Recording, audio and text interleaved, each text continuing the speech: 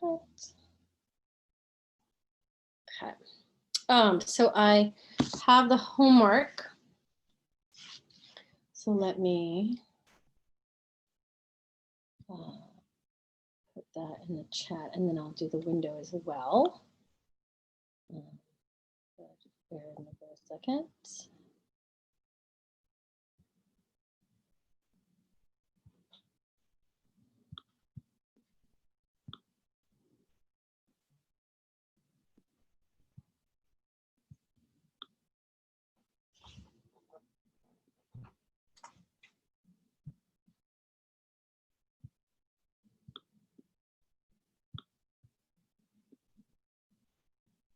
Okay, let's see if that works with people in the chat.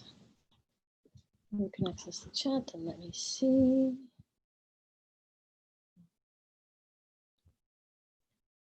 About sharing.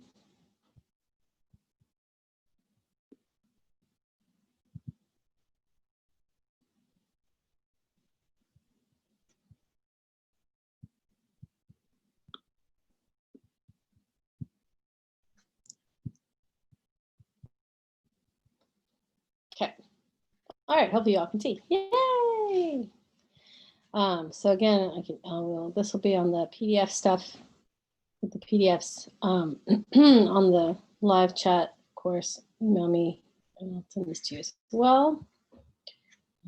Maybe. Yes, so the PDF. Everybody got it? Okay. At least it's okay. Nice. Sorry. Yes. Okay, cool.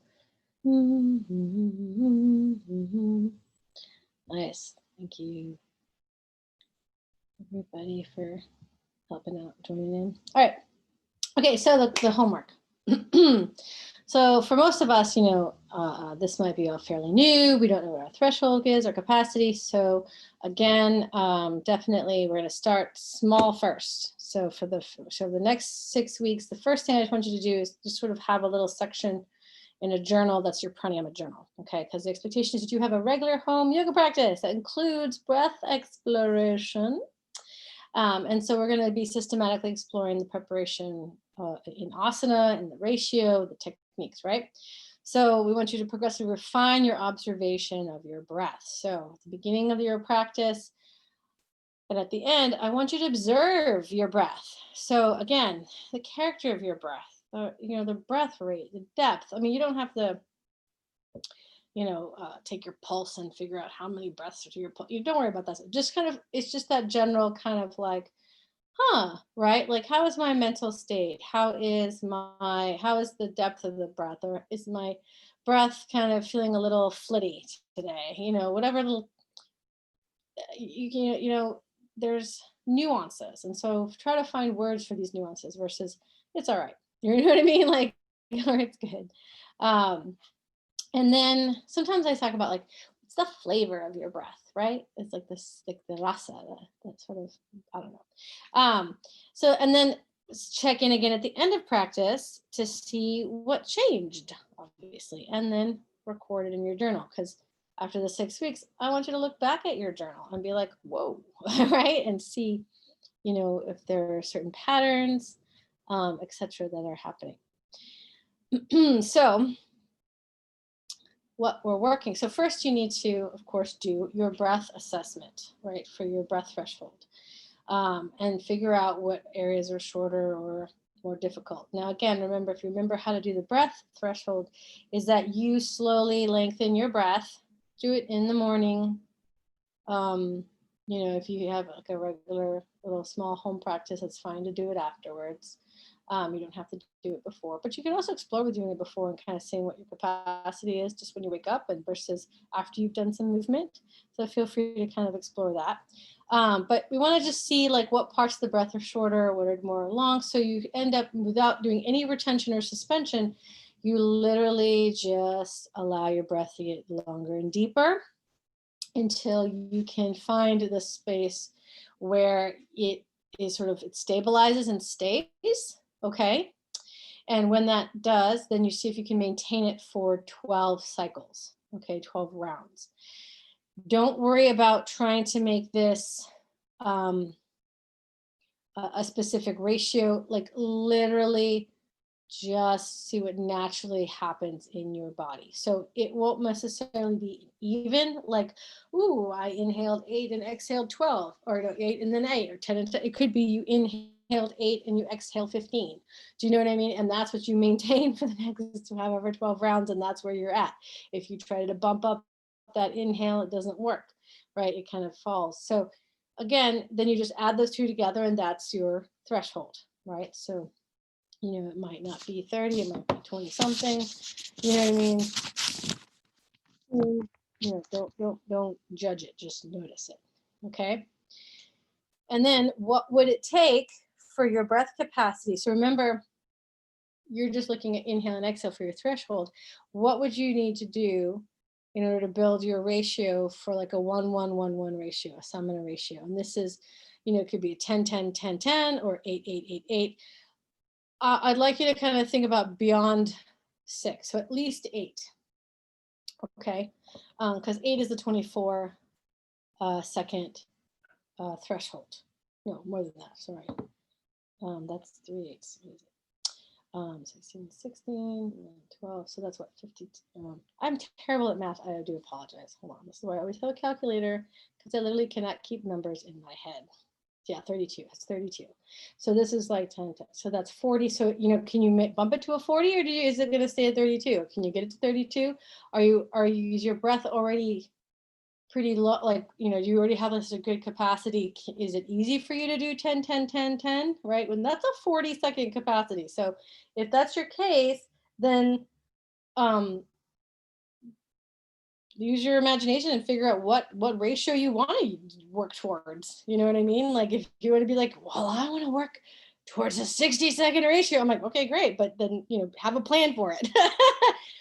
Because it does take a while, and you might not get it in the next 6 weeks, obviously. But you can be like, I'm planning on this, and this is like the long-term prep. And so with your assessment, right, based on that, I want you to develop at least one sequence, okay, that includes breath adaptation and asana, okay, and a seated pranayama to help you increase your breath threshold. So it doesn't mean you're hitting that ratio right away, okay? I want you to think as as long-term prep. So if you're like, well, my threshold, thank you, Lara. If your threshold is, you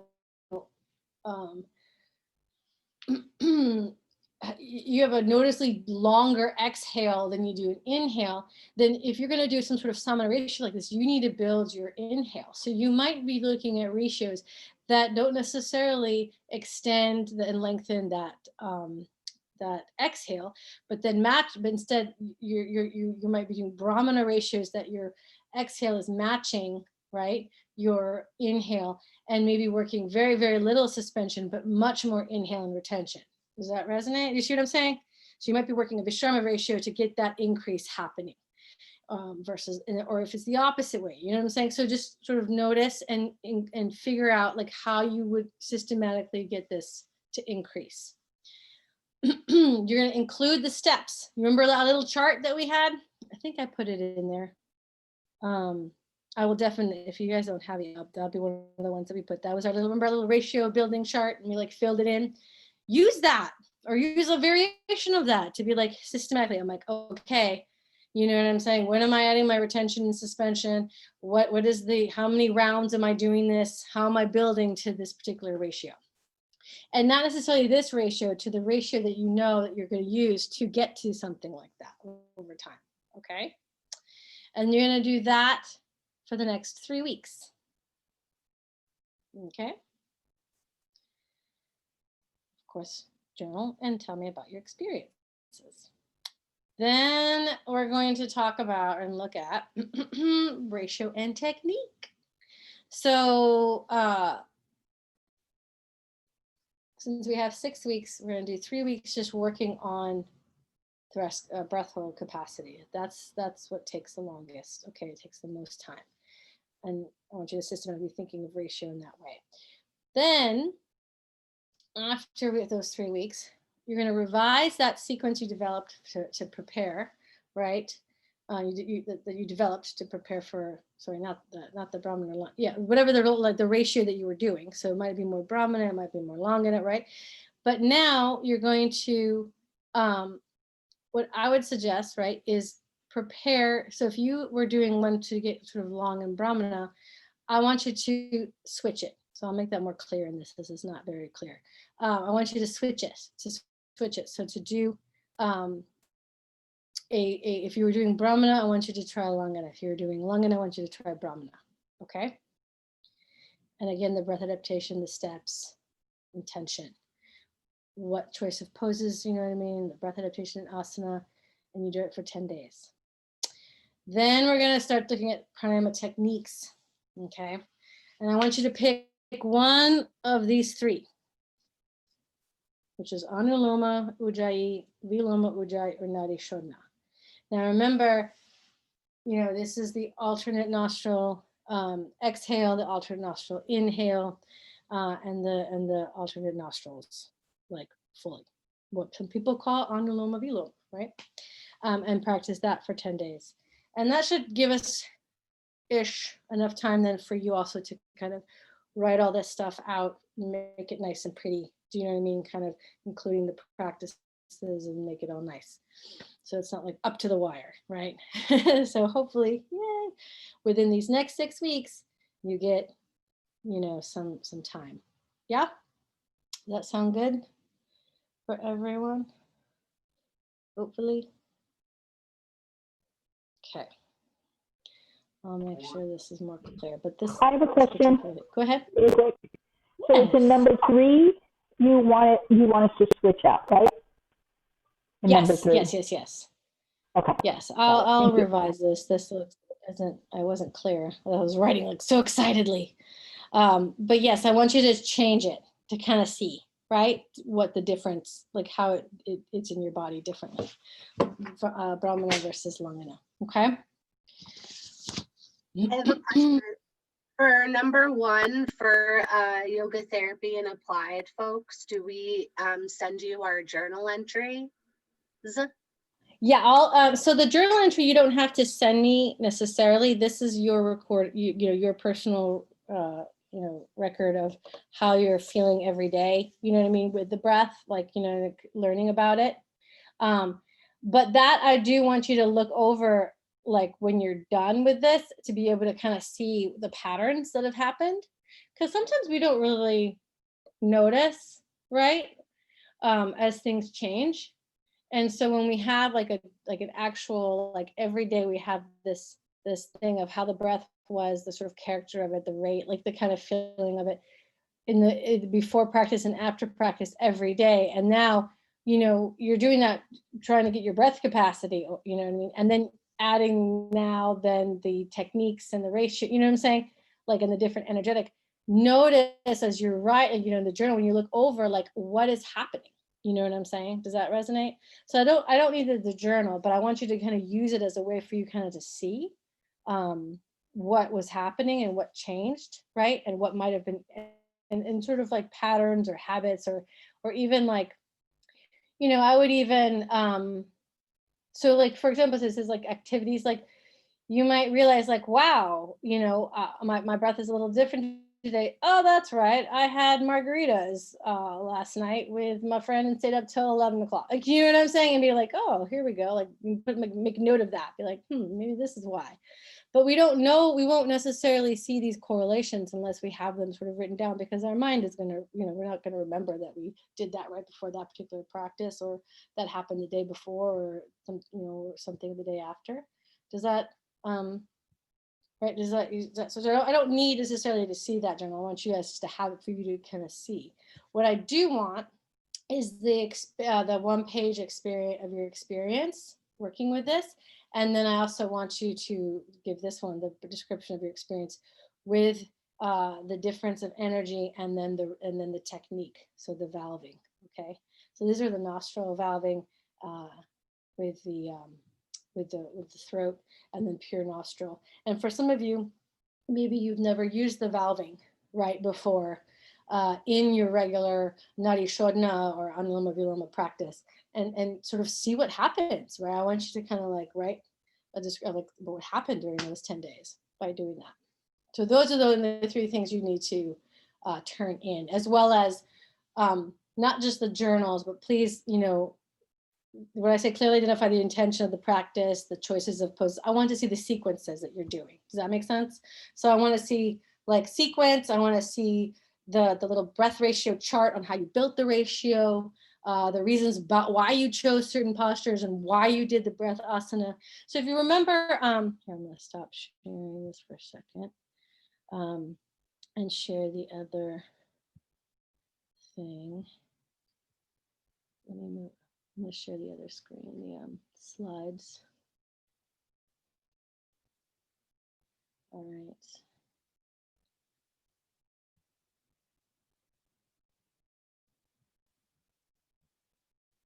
Again, you don't have to do like crazy stick figures, but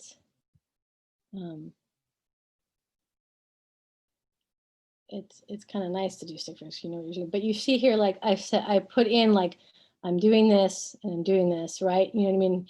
And here I'm adding the retention and the suspension. Do you see what I'm saying? Like I want to see like why, like where you're doing the do the Gayatri one over here. Hold on.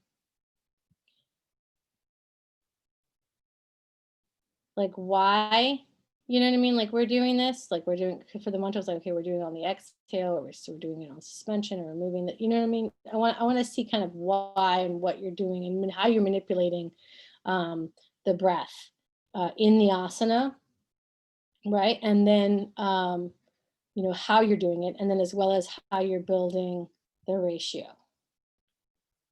Does that help answer the question? Yes, thank you. Oh, awesome. Charlotte's like, wait, I did stick figures? Stick figures, like really, I believe it was, I'm trying to remember if it was Deskachar, I believe, who kind of really coined the stick figure kind of thing, because he was an engineer, and he was like, and so he wanted to make people would forget and they just wouldn't do stuff. It's like, I don't remember what we did with that particular hand movement or whatever in that pose. So he would write the stick figures so they could visually see what they did. And I find it's a I think it's a useful skill. So don't be afraid of it. It's just stick figures. It's not, you don't think about it's art. Like, you know what I mean? It's just stick figures. And it's really easy when you use graph paper, right? Because then you can get all the sort of ratios of the limbs and torso, right? Some of my stick figures, and if I'm writing it too quickly, like I'm just scribbling stuff down, it's like, boy, like, I use the nose to kind of show, like, are they looking straight ahead, like pointed, or is it looking at me with a dot? You know what I mean? Like, and sometimes these noses are like really like Pinocchio long noses, or sometimes the feet look like they have clown feet. But when I look at it, I'm like, I know that's downward dog, because it's so visually so clear. So it doesn't have to be perfect. Let's see. And also, yeah, eagle can be kind of, so one of the ones with the weird like leg things, it kind of takes a bit to kind of figure it out. But also, if you do want to use, I think is it Toomey, I think how you pronounce it, Toomey. If you do have I think, I'm sure it's a paid account, but I mean, I think you can do some like free trial or something, but they have a lot of variations, even have like aerial variations. So I would say if you want to use that and then like kind of add to it. So if you print it out and then like write on it, like did this variation with the arms, that's not quite like this on this picture, or I used this for the, for the breath, that's fine too. You know what I mean? Totally fine too. Okay. Yeah, so for the chart, so it will become easier as you practice it because you will start to memorize it, right? But at first, yes, just have the chart and look every now and then, look at it. Know that you're like, okay, I'm doing four rounds of this particular one, or I'm just going to count it out, like, as I'm, using my my hand. So traditionally, at least this is what Gary, share so you guys can see you all. What Gary taught was, the hand, and you used your thumb. And people have mentioned, some people were taught that the pads. Gary taught us to count using the creases of the knuckles. And so it's 12, so it'd be 1, 2, 3, 4, 5, 6, 7, 8, 9, 10, 11, 12. So you make a circle. So with your thumb, you count 1 crease, 2 crease, 3 crease, and you get over. And then you move in like a spiral. So that's full 12 rounds, right? You can use a mala as well. That's always fun and nice. The malas are nice, kind of tactile. I would say at this moment, practice on the numbers and like, don't worry about, the meditation will, think about this at this moment, since we're not using mantra, right? Because then it's very easy to be like, I'm just chanting, and the meditation is like literally the vibration and what's happening with the mantra. Right now, your meditation will be after you count. So after you're done, right, then just sit and see where the clarity, where the sattva comes, right?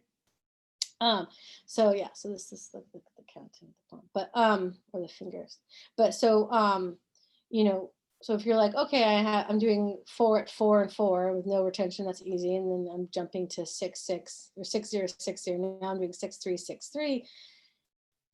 Definitely keep your little chart at first in front of you, because you're going to be like, oh, I have to do 6 rounds of this weird one, right? Maybe as I step closer and closer to the main one. That's fine. Just look, it's okay. And if it ends up that you did like 1 extra round, right? It doesn't, it's not, you know what I mean? It's like, oh, bad yogi, no more for you. Like, no, it's fine. Yeah. All right. Does that answer questions for that?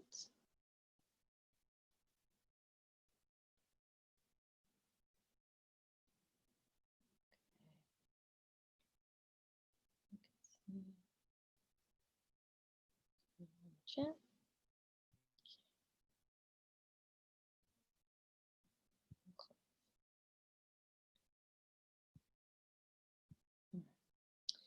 It's interesting to see.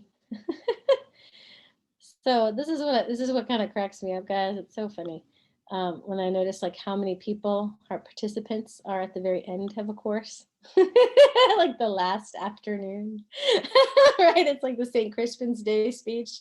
Us few, us lucky few, like to remember this day, right? Like it's like we finally got through it. Because it starts off with like 80 people, and then it's like, no, never mind. By like Wednesday, it's like, woo, because it's gritty. It gets into the nitty gritty, right? So you guys are the stalwarts that have lasted. And some of you are like, because I have to be here. I'm not choosing to be here. Like, oh, well. But I still appreciate you guys. Okay, so last little like any burning questions, thoughts about the homework, what I expect. One of the, if you do have the Yoga for Transformation book, let me get it. I think it's page 92. I'll go find it. If you do have it, he does like go through how to figure out your breath capacity. So let me grab that. So in case you're like, what did Alpar say? It's page 118. 118.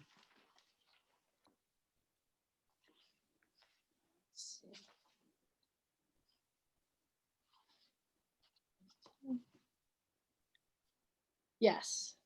So that one is good. And then also in page 91, exploring your inhale and exhale as well. That one leads you through exactly the threshold itself, like not just what it does, but it like starts with like sit in a comfortable position and breathe. And then, you know, breathe until you find that. And this is page 91. And I believe it's still the same. I don't see any new addition or anything to it. It's just yoga for transformation. Yeah, and that's Mirka. That's Mirka Kraftsau. That's Gary's ex-wife. She's lovely. So if you ever, she's Italian. So if you ever get a chance to study with her, if you see, you know, any sort of workshops or stuff, you can check her out. She's awesome because, you know, she is a native Italian. English is her second language. And so this is when I get, you know, when I got a lot of students from, and you probably experienced this, Vienna, you know, yeah, so page 91 also for the threshold. That one actually leads you just through exactly what you're supposed to do when it's just like finding that inhale and exhale and how many rounds you're doing. And then they revisit it on page 118. But with Mirka, she, so I had a lot of students from, when I have students from San Antonio, and we did a couple of trainings in San Antonio. And so sometimes I got students that, you know, were not native English speakers. You know, Spanish is their first language, which is fine because I speak Spanish. But, you know, people would get very nervous, right? And they're like, I don't know, like, you know, I'm not comfortable, you know, like saying all this language in English. I feel like I don't, you know, I sound weird. And, you know, honestly, Mirka, you know, Italian is her first language. And I always mention people like her way of speaking and using English was such an interesting and beautiful experience because, you know, a Romance language are a lot more flourishing, right? And so she would be like, feel the breath inspire inside you. You know what I mean? And you're just like, whoa, I'm feeling it inspire. You know, and if I like said that, it'd be like lame. But like, you know, it was like this, you know, and I'm like, embrace it, embrace the difference. You know what I mean? Like I had a student who is from Brazil. And again, you know, and she's like, well, she's like, I don't know if I'm saying it right. I'm like, well, you know, how the description. So she used Tadasana. She was like, be like the Corcovado and take your arms out. And you're just like, yeah, like, you know, and it's the nicest, the kind of funnest Tadasana I've done in a while, you know? So yeah, it's, you know, sometimes we get so caught up in like, we have to sound exactly like our teacher and like very technical. And it's like, you know, just embrace it. Embrace if you know, if English is your second language, embrace the style, right? Just do it. So she's a very fun one, and you'll see her in this book. But yes, this is Gary Kraftsau, Yoga for Transformation, has a very nice thing about breath ratio. Again, like it's like sort of like a cliff notes on what you learned in this course a little bit, especially with the ratio and stuff like that. So it's very, and how like the awareness of the way the breath goes and moves. Very important because this is kind of a reminder. So if you definitely don't have that, you can probably pick it up at a secondhand store for sure. I did look at the things that you showed me, Charlotte. Is Charlotte still here? Let's see, Charlotte. Oh, maybe she's not here. So I won't mention that then. Okay, she's not in there. Yes, I am here. Oh, there you are, Charlotte. You're sorry. You're like way on the. I'm like looking through all the things, and I'm like all the little faces. I'm like trying to find. So I saw the stuff that you sent me, Charlotte, and I found it very interesting because one of the things they said in there, they said, you know, when you inhale, the bottom lobes of the lungs inhale first. I'm like, nope, that's not. That's what I was thinking too. I'm like, this is contradicting. It's not, and so I mean, that's just awareness. You know what I'm saying? Is what they're but they've subscribed our awareness or our intention of awareness or you know our attention to be anatomical fact, and that's not true. Like you know what I mean? Like it's like the tree, the way the lungs are formed, the trees, the way the tree like branches and all that. Like there's not, you're never gonna feel the lower lungs first. It just does not happen. I love that because when they were teaching it, I'm like, how do you do that? And it didn't make sense to me. I'm a feeler and anatomically correct about everything. And so when they were teaching it, I was like, I would get so confused every time. I'm like, okay, so what? No, but we have to fill it up in proportion. And so when you said that, I'm like, oh, that's interesting. And I was going to ask you, but forgot. And I didn't realize it was in what I sent you. So perfect. Thank you so much. Exactly in there. And again, like, this is not like, it's not our place to be like, if this person is teaching in a group, like, excuse me, that's not anatomically correct. Don't, like, you know what I'm saying? Like, have respect for the seat of the teacher. You know what I mean? And maybe talk to them afterwards, and come at them not from like, you're wrong, but be like, I'm a little confused. You know what I mean? The anatomy courses that I've taken, you know what I mean? The lungs, this is where the function goes. It's like, are you talking like about awareness then? And do you know what I mean? Just give because sometimes I think people either just repeating what their teacher told them, or there's a loss in translation, miscommunication, as in they're talking about intention, right? Or attention versus awareness versus actual fact anatomy. You know what I mean? So but yeah, I was like, that's fine. But I liked how they were using the different mudras. I find it actually, the mudras helpful when I'm running sometimes, and I feel like I'm dying out of breath. And I'm like, and then it just helps me kind of bring focus to what I need a full breath, and you're just like really not getting that deep breath in. So the awareness it just sort of is a good like technique for my brain to think about. So yeah, it's amazing like how powerful mudras can be. Because I think we kind of dismiss them a little bit. I think in the West, they're kind of just, they're sort of ornamentation. You know what I mean? Like, it's like, oh well, I'm just putting my fingers in this. I'm trying to look up. And the Western world, I find a lot of people really, even me before I sort of really started exploring all the different lineages and stuff, I'm like, I don't get it. How does it work? And now I know the energy systems, right? You learn the different things, so it makes more sense. But when people tell you, oh, do this mudra because of this, you're like, how hokey is this? Like in the beginning Right. sometimes. So you get these people in class that make apples with your fingers on the tree. I'm like, oh, we're doing mudras. But other people don't realize that, right? So it's just, No. it's super, super cool. And thank you for checking that out. I appreciate everything. No, of course. I did just you guys to see for a second. I did find that YouTube video of Douglas doing I think they're 12 Kali mudras. So I'm just going to show that real quick, if that's okay for people to see how fast he does that. And then also, like, I mean, I'm sure Tina, you've experienced this too with like, use the mudras and Kundalini a lot as well during energy. But I remember one of the first times I was like, what, 24 or something, and it was my first 200 hour.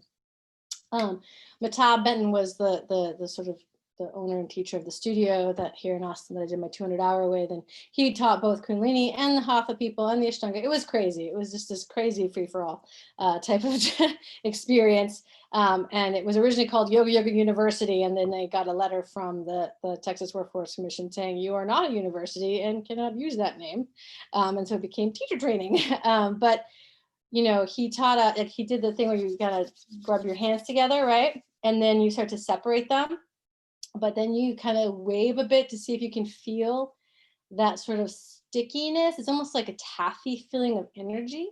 So, again, feel free to kind of work with that. But this is what we're talking about when you're looking at how powerful mudras is that prana is definitely, connecting and moving in different ways. And then, how the mind can be when you, take, your hand like this and then do another one between, but not let them touch, right? So you have to like keep them in the center, and just suddenly focusing on that, like, makes that mind, shift. So, simple things like this, when you do like Kurma mudra or Gyan mudra, there's a reason behind it. You know what I mean? All right, so let me share my screen. Oh yeah, the mudra book is very good. And I'm going to share the audio. Okay. All right. So this is my Douglas's hands doing this.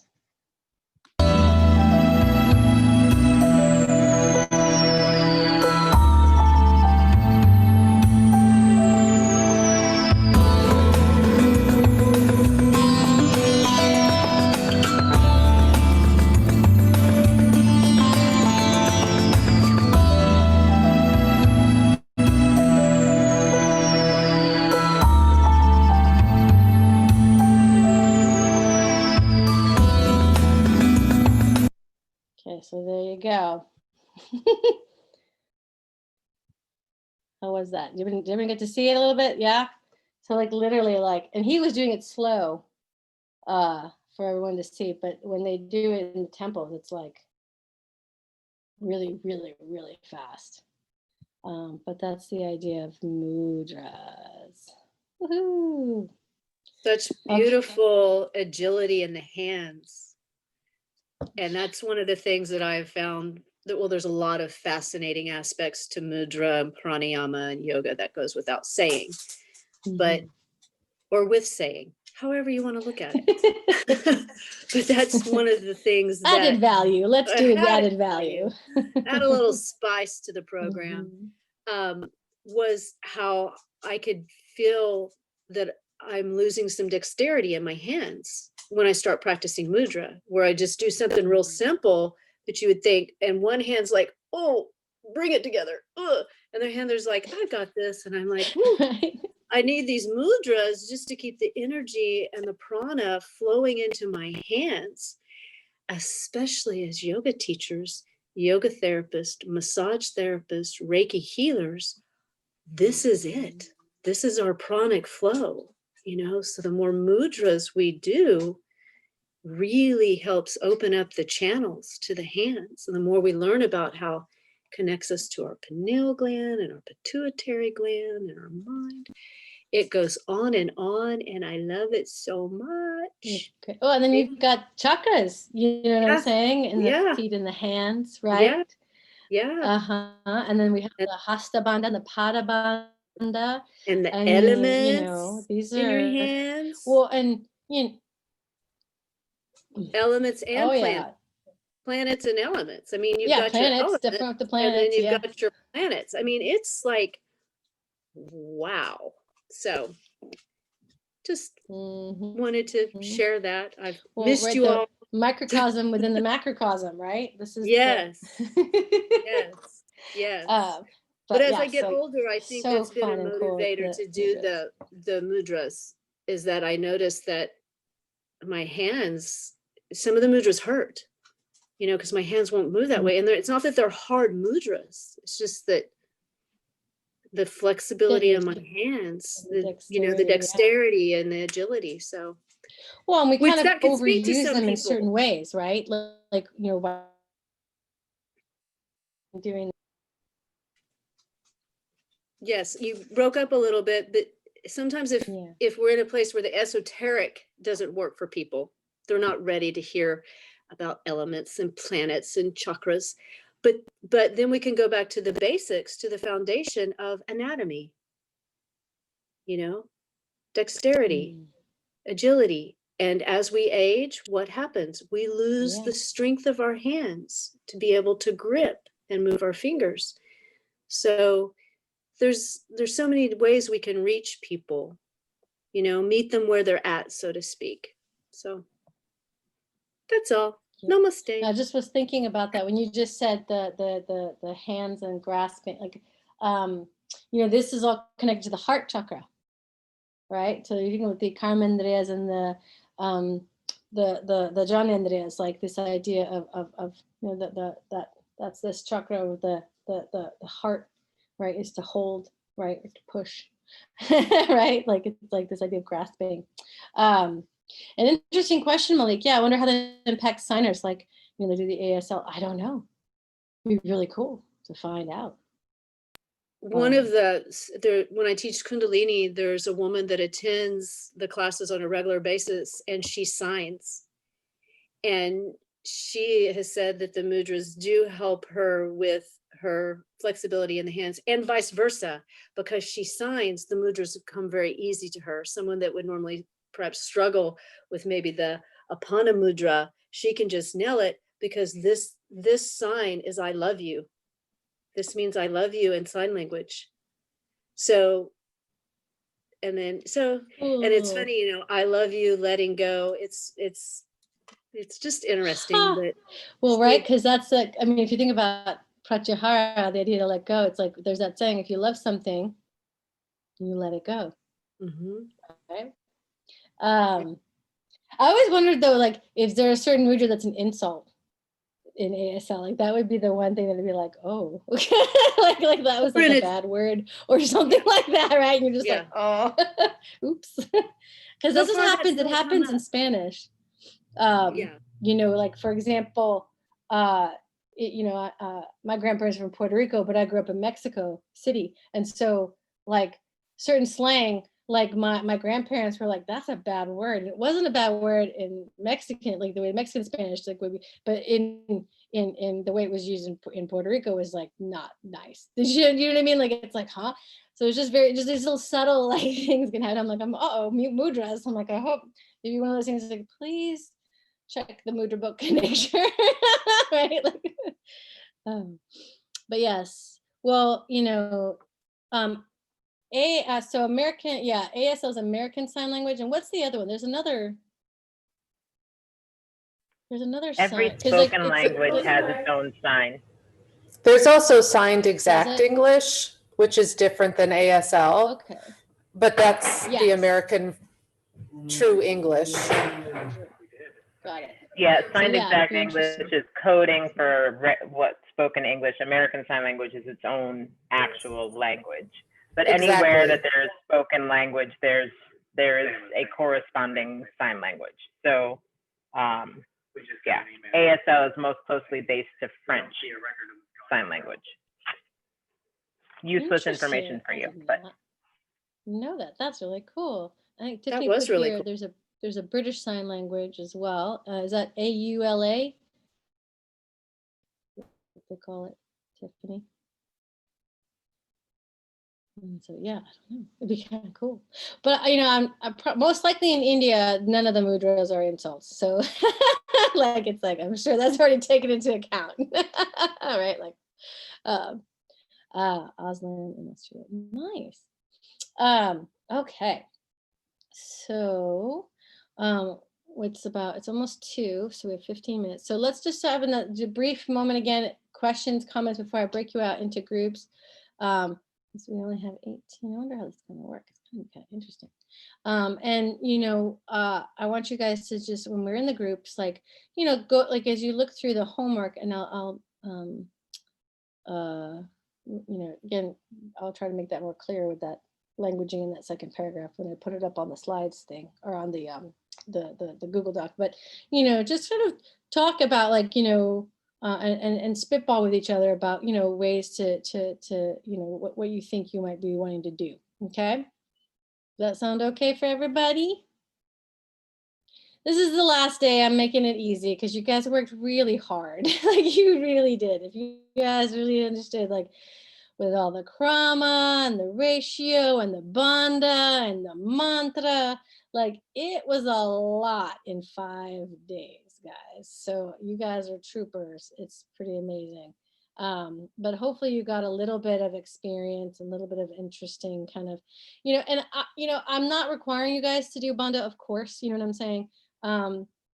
Because, you know, I think it takes a little bit more planning before like that. But if, you know, definitely if you were thinking about doing like a little bandha practice for the spring, you know, feel free to reach out to me and let me know. And if you are like wanting to develop or incorporate mantra, so, you know, for the, here the thing. So for the pranayama practice that you're doing, either Brahmana or Langana, if you wanted to incorporate a mantra in that, that's not required.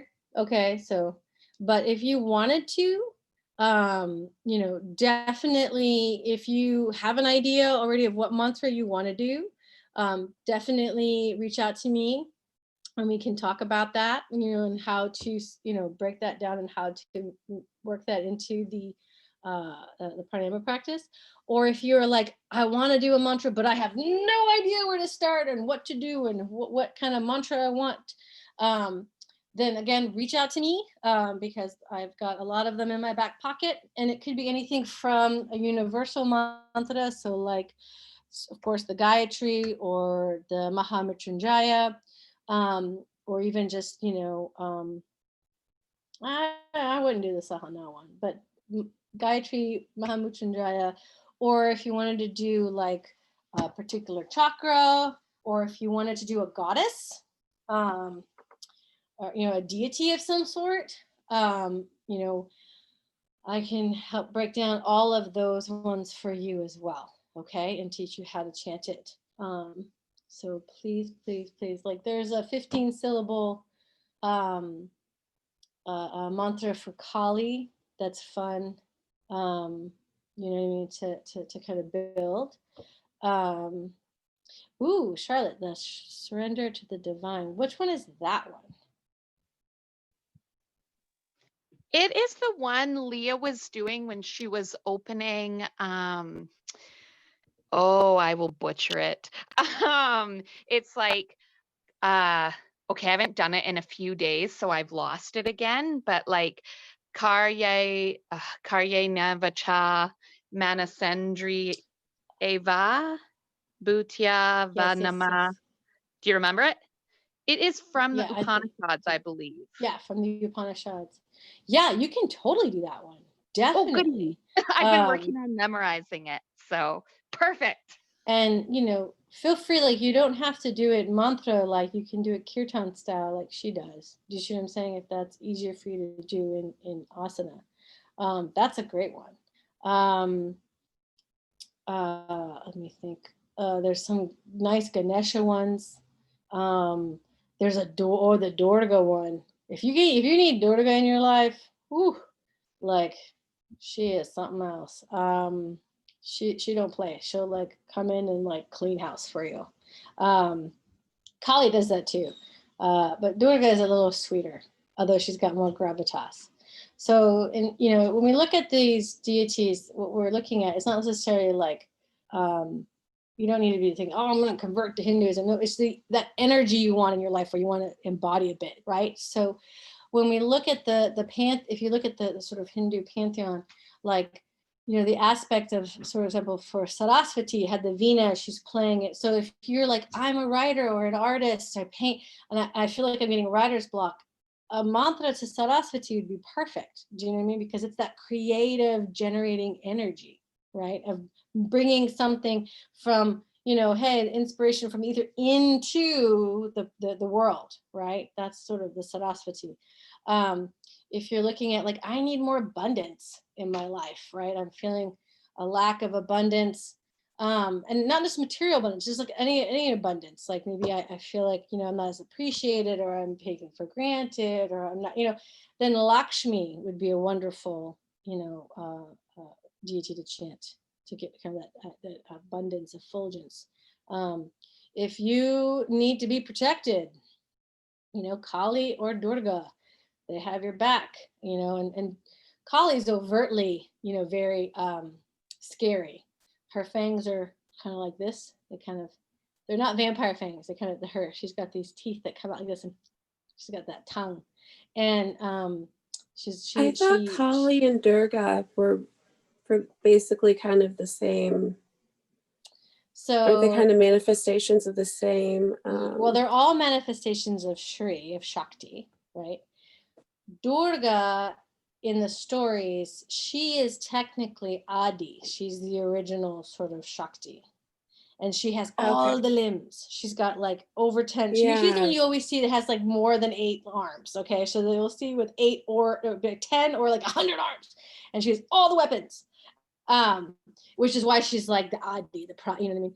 But she's got a sweet face and she has a sari. And so she's cultured as well. Do you see what I'm saying? So, you know, she's got this sweet demeanor, and then she like shows up riding on a lion. Okay, so that just tells you right there, you don't mess with her, because she's managed to like literally ride a lion. And yes, sometimes you do see a tiger, but technically, here's the thing, they kind of get interchanged a lot. But Kali is always shown with a tiger. Like the tiger is Kali's. But Durga tends to have the lion, sometimes a tiger, but the lion is because she's less like isolated. Kali is isolated. Durga's in culture. But she'll show up on a freaking male lion with a big old mane, with all the weapons, and then all of the goddesses come out of her third eye. So Kali comes out of her third eye, Saraswati, do you see what I'm saying? Like she holds them all, right? Okay. But again, there's lots of versions. Everyone is correct. Does that make sense? Like it's like they're all the stories, as you know, my teacher says, they're all right. Like all the variations. But you know, she's got that sort of, she doesn't look as fierce. Kali is overtly like primal and fierce. She is, you know, depicted with like skin that is black as night or blue, right? And she's got blood dripping, you know, from her tongue. She's got skulls, you know, on her around her neck. She's topless, you know what I mean? And she's got like a skirt of severed arms. Like it's like, whoa. Durga doesn't look like that. Durga's got a beautiful sari, it's silk. Like, do you see what I'm saying? Even though she has all the weapons. Kali's much more overt in that way, right? She's like, wah! But and they all have like different aspects, you know what I'm saying, which is interesting. But like Durga, I would say, is a bit more refined. So, you know, if you're like, so like if you, in my experience, when you chant to Kali, she shows up, and you know how like, you know how like, you know, that tough love that a mom will give, that's kind of what Kali does, right? So if you're like, but I need to clear this mess away and figure it all out, and da da da, and you have this clutter on the, they'd say it's a clutter, right, on the table. Durga would be there, like, okay, and she would help you kind of, you know, figure out where their pieces go and what da da. Kali would just come and go whoop, and be like, done, and you're like, ah! Right, like, why is my life turned upside down? And she's like, well, I cleared it. You know what I mean? And you're like, oh, okay. So it's a little bit of difference in that kind of energy. Does that make sense? Yeah. But yes, so there's really cool stories about all of these deities. They're so much fun. And Anna, yes, all can the you look at variations this? are right. But what I like, the reason why I talk about Durga and the lion versus the tiger, is because Durga still is in relationship as culture, and tigers live in prides. Lions live in prides. Tigers are isolated animals. Do you see what I'm saying? They only show up together to mate, and then they go their separate ways, which is very much how Kali is. Do you know what I mean? Whereas Durga is more in relation. I had a teacher that compared Kali to like bringing a bazooka to a gunfight, kind of like it's over the top, like explosive, like clearing, like yeah, she levels stuff. Like it's like, yeah. So yes, like a bazooka, or like, oh, let's swat this fly, and she shoots it. Like, do you know what I mean? Like it's like you could have just, you know, no, but you just took the wall out. Like, well, the fly's dead. You're like, oh, okay, thanks. Right. Anna, I've always wondered about. Mike. Yes. Yes. I've always wondered about this picture. Can you see it? Is the light shining on it too much? Oh. Can you see it? Has it got a glare? I've had this for a long time. Yes. Yes, That's Durga. Okay, so it's Durga, and then she's got all this. That light is glaring, isn't it? Yeah. So yeah. So this, you can see she's got all the things. So you see all of her arms. She's got at least, you know, at least you can see at least 8 arms. if not more, but yes, there's at least Trying to 7 get out of the surveys. glare. Usually there's a you know, an actual, oh, there's 8 on this. So yeah, it's at least 8 to 10 to like 1,000. And then, yeah, that's Durga. And those are, if I could see, it's hard to see. Those are other goddesses underneath her. That's what I'm trying to get you better light. It's yeah. And then see, when I saw this, I was wondering about all these other goddesses that are here. And then she's got this one at her feet.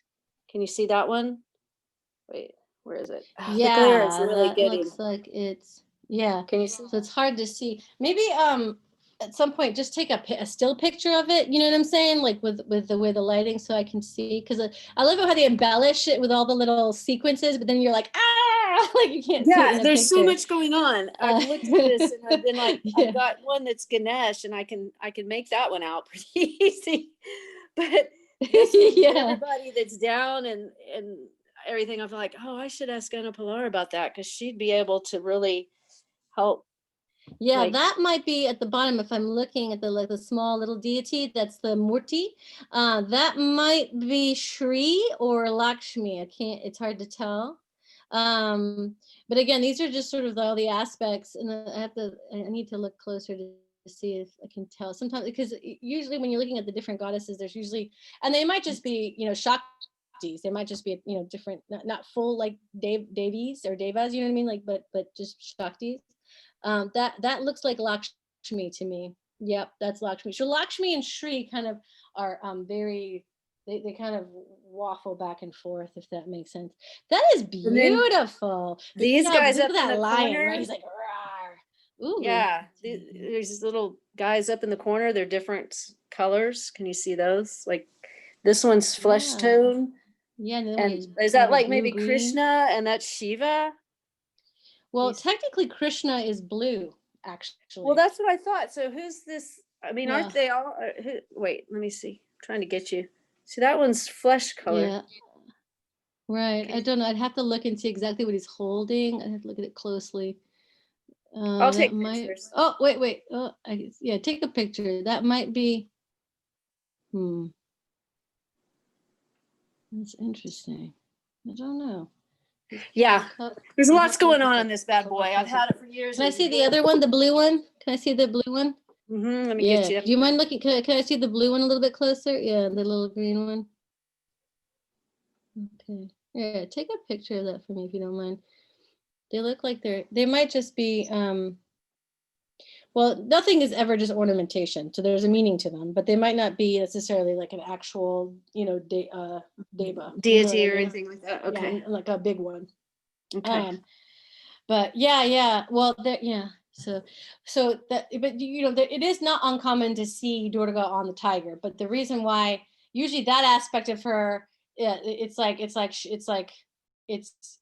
that's the tiger usually is more towards Kali, if that makes sense, because of its isolating sort of nature. Whereas, you know, the lion is in relationship, in culture. It has a pride. So there's a good of the group, if that makes sense, of energy, versus being sort of you know, more reclusive, right? So you know, in South India, so in North India, you see that now we're just talking on goddesses, but that's okay. And we'll do breakout rooms eventually. But this is okay for everybody. Is that okay for everybody? Everyone's okay.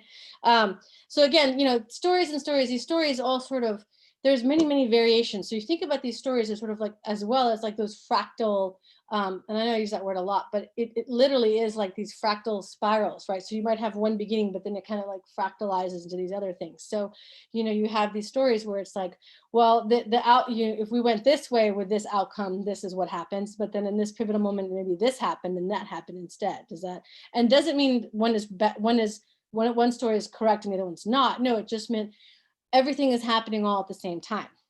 So think of it more like different dimensions or different possibilities, right? And so it's, and there is no such thing as time, right? In the heavens, in deity, you know what I mean? That there's no such thing as a linear time. So with Kali, what's interesting is that when you look at the images of Kali in the North India, this is where you get like the very much like she's got that, kind of ashen type of skin, and there's blood, and all the skulls, and you get a very clear view. In South India, so in Tamil Nadu and Kerala, this sort of deep South India. And again, when we think about North India, there was a lot of migration and interweaving of cultures, okay, in North India versus South India. So in North India, you had, that migration that came through with that Aryan people, not the ones that the Germans were talking about. I'm just talking, this is what they call themselves.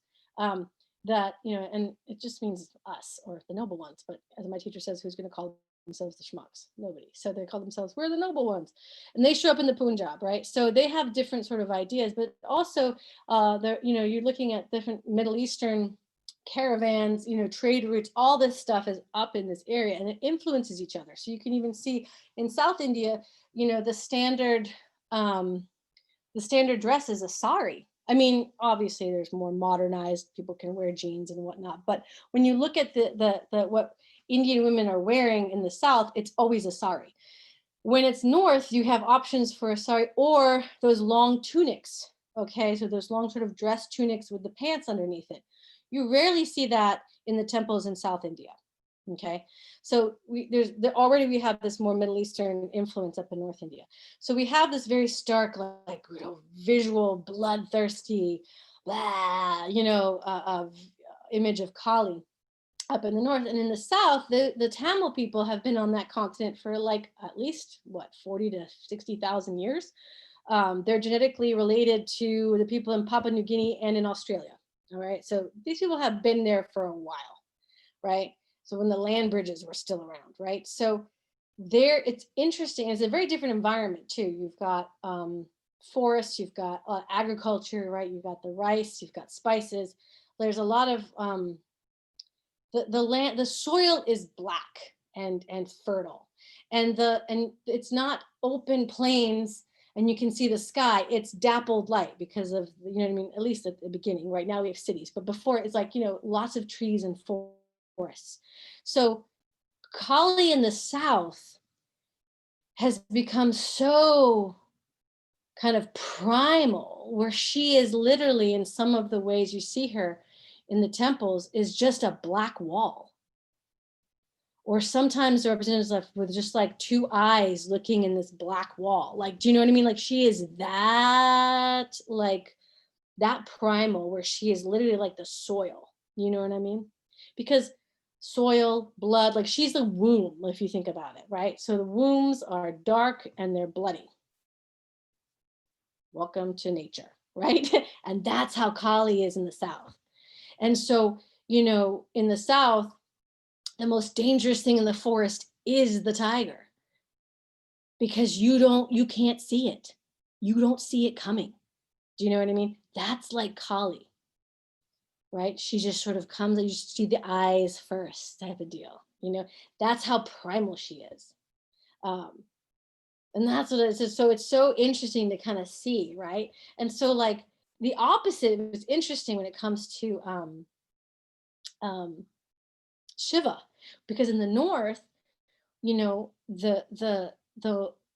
most prevalent symbol of Shiva is the lingam, right? It's that uncarved block, right? It's very phallic. Or him in meditation, right? So it's still singularity. In the south of India, his most famous form is the Nataraja, the dancer, which doesn't even look male. Most people, and this is, my teacher Douglas talks about this. So he brought, the little Nataraja that I have over here. So I have this big Ganesha who's also dancing. So it's like Ganesha's Nataraja. He's like a mirror image of his dad. And in front of him, I have my little Shiva Nataraja. One of these days, I'd like to get a big one. But there's my little Shiva Nataraja, so you can kind of see. And again, there's not a single, if you remember the story at the beginning, we did the Patanjali, not a single straight line in the body. But my teacher, Douglas, said when he went to India the first time, when he was 18 or 19, as well, he was in college, just like, Gary, although Gary's older. But, this sort of idea, I showed up, he got one of these and he brought it back and he gave it to his mom. You know, because it's like, you know, I keep India, you know what I mean? You bring gifts to your family. And his mom, Douglas's mom was very, very Catholic, but she loved this statue thing. And she had it by her little bedside, you know, with her little statue of Mary and whatnot. And then apparently he found out later because she said, you know, years later, she's like, I just love that little statue. She's like, she is so pretty. Like for years, she thought this was a girl, right? Because it really isn't very masculine looking, is it? It's got this flailing hair, which is his dreads. There's like, you know, he's twisting and moving, you know? And so, you know, it's funny because this is, so you have lingam, the uncarved block, which is literally like a phallus up north, Shiva. And then in south, it's like Shiva. You know, so it's so interesting to see the two dichotomies of north and south, right? And so this is the most famous image south. And then the other one is the family portrait, which is Shiva standing next to Nandi, his big old, you know, white bull, with Parvati sitting on Nandi, Ganesha at their feet playing, and Skanda either running around or also being held by Parvati.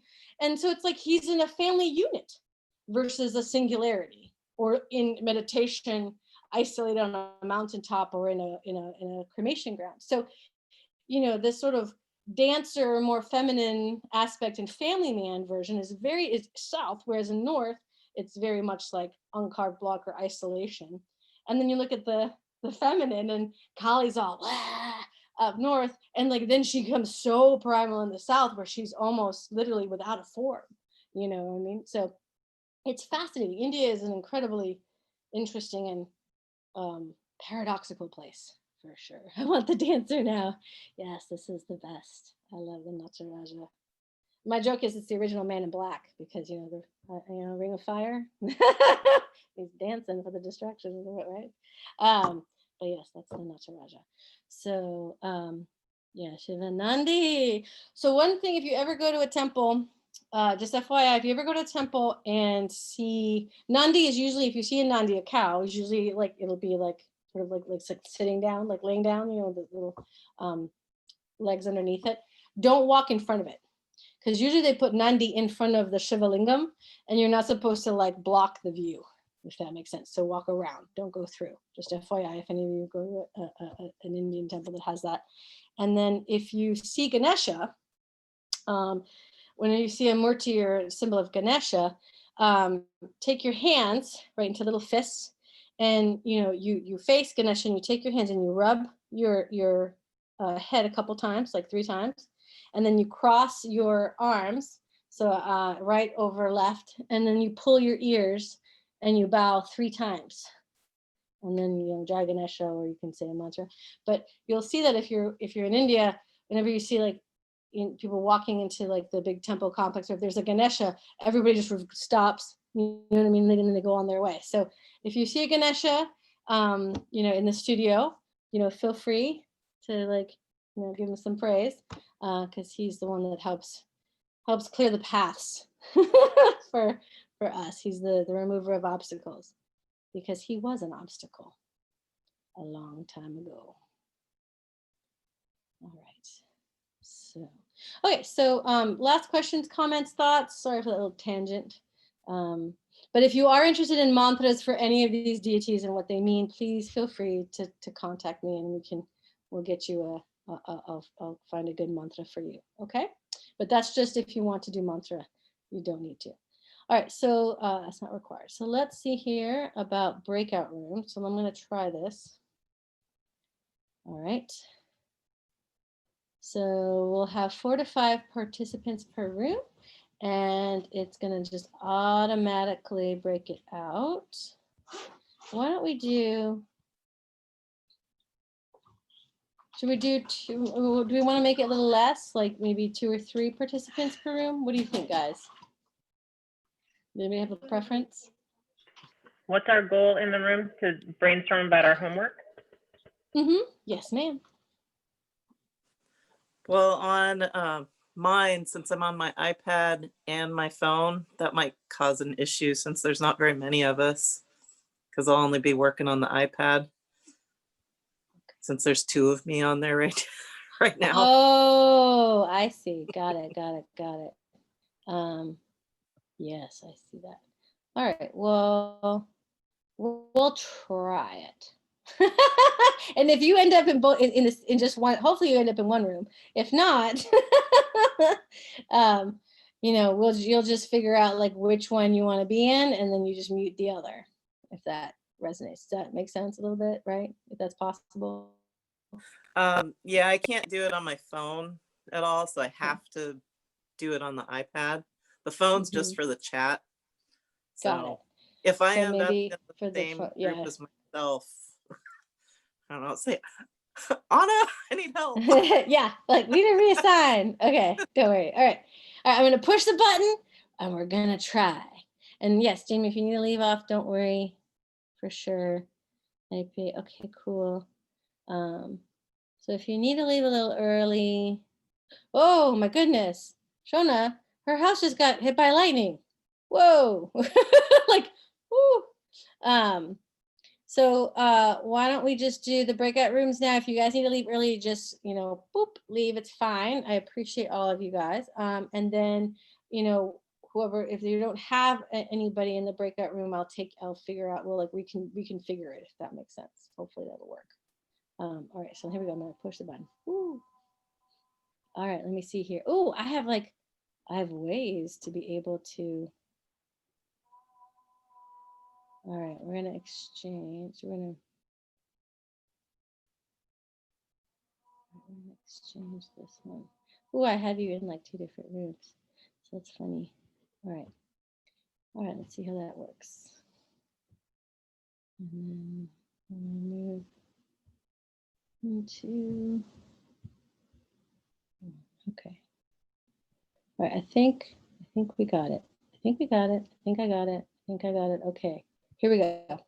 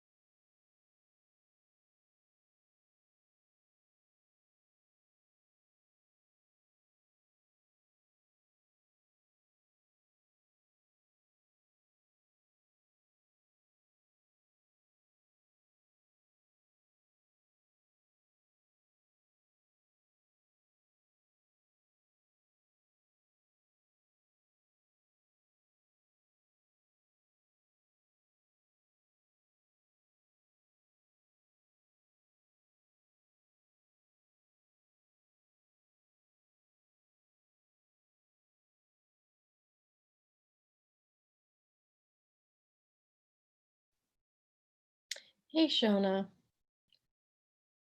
I'm trying to put you in the breakout room, but it says you're not joined, and I'm like, you're here. I'm not sure why. And so I'm in like move to, you know what I mean? Like I'm like switching you to different breakout rooms to see.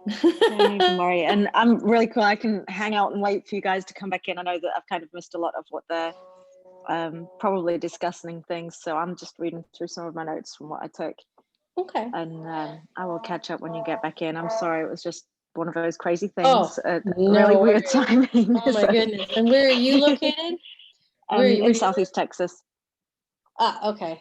So yeah, there's Yeah. some storms apparently coming up, right? Like I'm in Yeah. Austin, so Yeah, I think we're supposed to have that cold front's coming through, and it's just yeah, it just took Oh, my wreaking internet havoc. and things. So yeah, a little bit. So I'm happy to just pause and wait and review some stuff, and then whenever you guys get back in, I'll be back in. But thank you. Well, I'll try one more time. If it doesn't happen, just hang out. All right. Thank you, Shona, All for right. understanding. Thank you.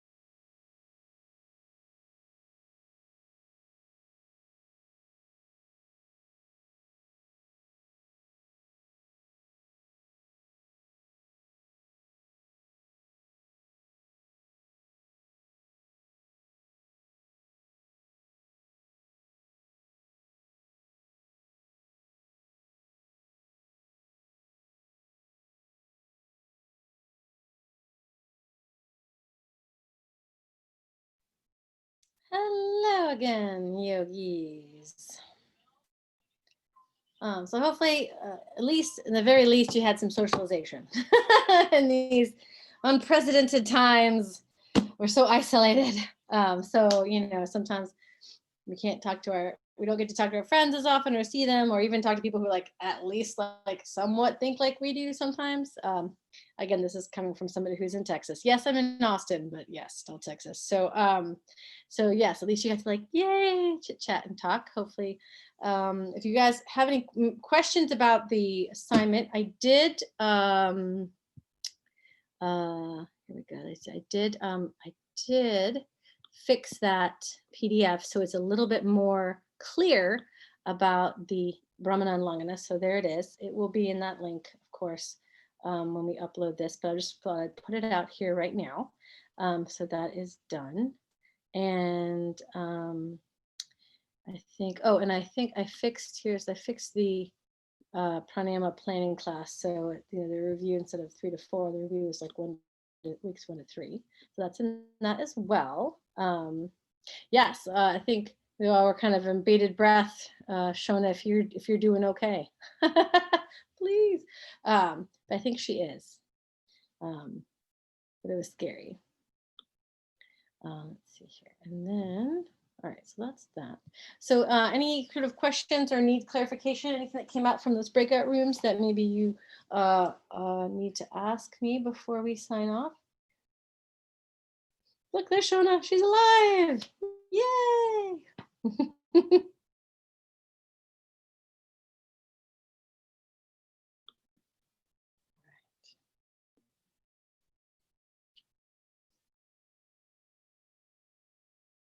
Okay.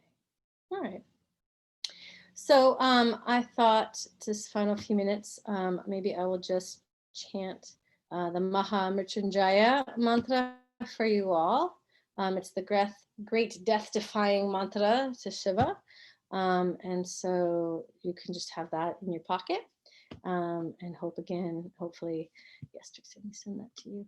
And hopefully, like, you know, if there is lightning or whatnot, natural disasters that might be on your way, you'll still be defying death. It's always used for healing. There's many anecdotal, you know, sort of stories about the power of that mantra, you know, from, you know, curing an illness to repairing a limb, like a knee joint, you know, there's all this, who knows, but I find it to be a beautiful mantra. So I would like to share it. Can you say the name of what you're about to do again? Yes. Yes. So it's the Maha Mrityunjaya. Let me get I'll make sure you have it. It's in your, it's in the slides. Don't worry. It is in the slides. And let me just put it here in the chat real quick for you guys to access it easily. And of course, because, you know, it's me, I need to make sure I have it all with the diacritical marks because, you know, perfectionism. All right. Boom. There you go. Yeah, ignore that 3. So the Maha Mrityunjaya mantra in the Rig Veda. Okay. Here we go.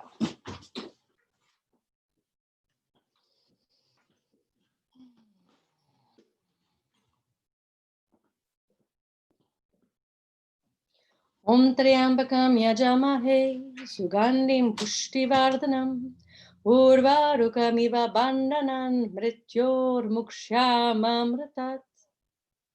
I'll chant it one more time. But this is that great defying mantra.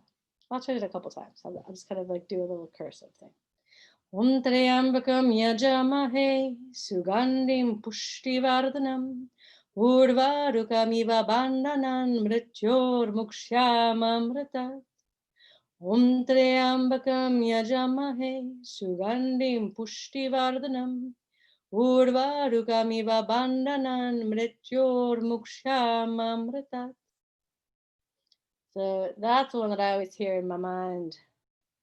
coalescing, and the Gayatri. But that is a very, very awesome, powerful mantra. They say that the Gayatri and the Mahamrityunjaya are two sides of the same coin, right? So one is for purification and transformation. The other one is for nourishment and health, right? So the Gayatri is to speed up your, transformation, your accelerated learning, your enlightenment, and the Mahamrityunjaya is to keep you stable and safe enough to handle that. If that makes sense. And so one is the sun and one is Shiva, who is, again, the great yogi. So with that, I thank all of you so much for showing up, us lucky few that read it all the way to the end. It's so wonderful always to see your smiling faces. I do appreciate each and every one of you. And again, do not hesitate to, contact me, set up a meeting with me, whatever you need. I'm here at your service. Okay. So please, please, please do not feel like you're bugging me. I might not get back to you immediately, but I will get back to you. Please know that. All right. So with that, I'll end just a few minutes early. I appreciate all of you. Enjoy the rest of your day. Enjoy your weekend. And I'll see you all in December. Namaste.